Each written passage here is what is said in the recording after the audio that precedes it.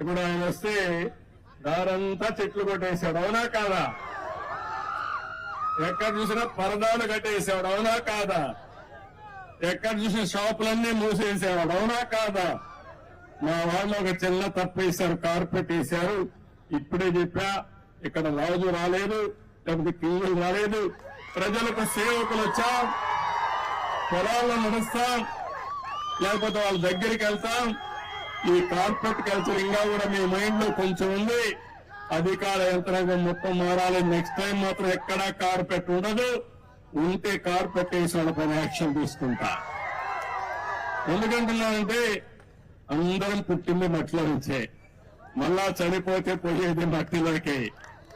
ఈ ఆడంబరాలు ఇవన్నీ కూడా తాత్కాలిక ఆడంబరాలు కాదు. కావాల్సింది ప్రజల జీవితాల్లో మార్పు తీసుకురాగలిగితే, మీ జీవితాలకు వెలుగు చూపించగలిగితే